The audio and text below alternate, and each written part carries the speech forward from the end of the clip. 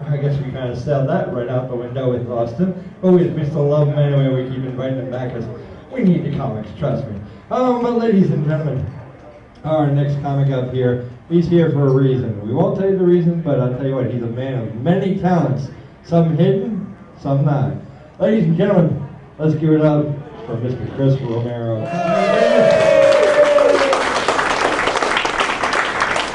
I was born in an all black ward. I was the only whitish looking baby. And the first thing anyone ever said about me was, wow, that baby's got a big fat ass.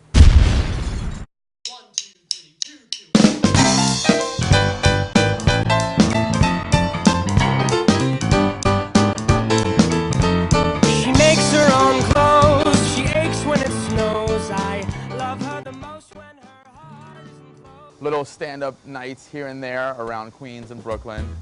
Then I took a big hiatus from it and went and did some acting, lived in Miami and back to New York. And then I actually got the courage to go and do a book night at Gotham. It was a bringer night back in '04. God, well, you know what? She dumped me because I wasn't spending enough time with her. So now I'm stalking her. Maybe we can work it out. Maybe there's something there still. Because I wanted to do a nice long set. So, and now I'm back in Florida working on my full-length set, my first full-length album. I got kind of wrecked the other night. And I ended up crashing into a septic tank at 4 in the morning on I-4. I'm talking about being shit-faced. All right. Let's get it rolling. It's nice to be here. World champion Zora Cassetti. Come on, people. Come on.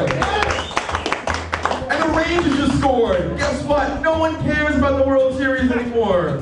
Some of the hardships of being a comedian are a lot of sleepless nights, a lot of being on call and throwing yourself under the bus, so to speak, for shows. Going out, doing a lot of shows for free, getting a lot of stage time, bombing a lot. Recently, this is fun. I had to move back in with my mom, which is always life-affirming when you're 33 years old. And I think I know why Christ decided to take crucifixion over moving back in. Ooh, sorry. Oh! Sorry, too soon. Family show. Family show. Family show. It was a weekly, book show. I was booked to do it.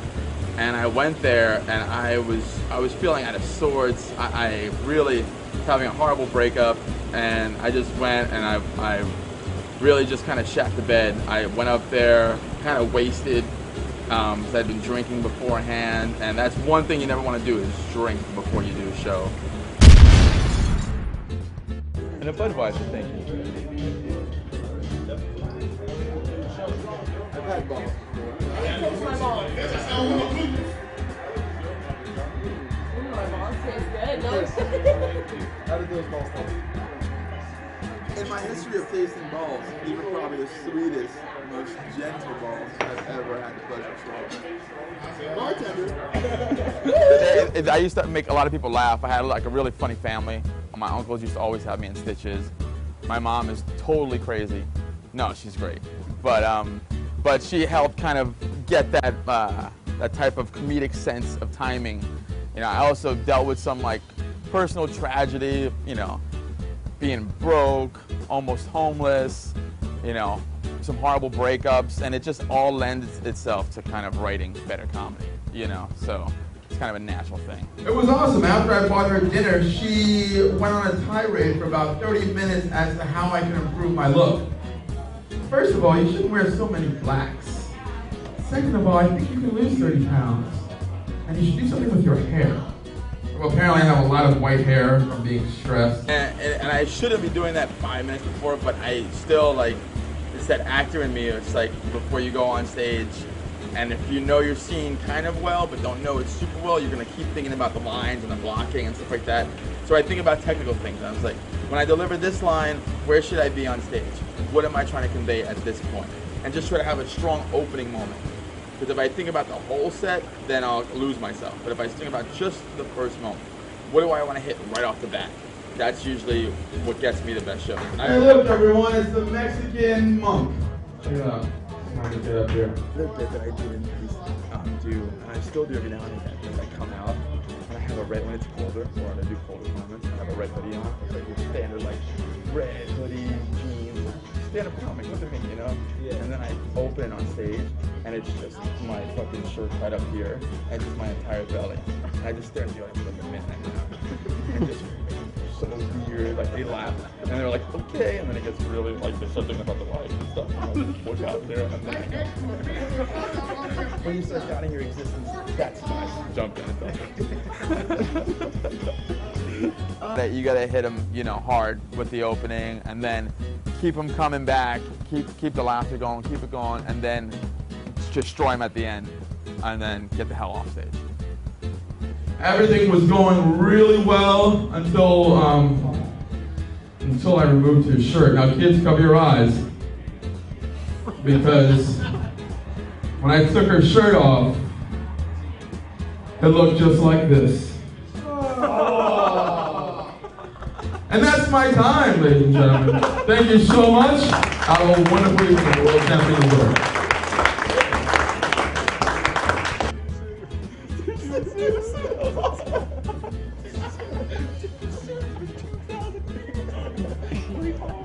We're already like making fun of like people who die or at least I. I can't tell you how many times I wanted to jump off a fucking, you know, 20-story building when I never had to get the award. Like, come on. I guess me confused. People that are okay to be married if they're gay. Like, usually those crowds generally tend to take me okay. Not because they're all gay or whatnot, but just liberal-minded, progressive-minded people. People that don't mind smoking weed and going to see a comedy show. You know. Everybody started somewhere, I started slow. Remember myself 10 years ago. My best friend jumped every month for kicks, and Jennifer began making porno flicks. And now I'm stuck in what to say. I said I'd find her some, I might have found her someday. Just think, I still don't know how long this all will last. To think I owe it all to my great years past, and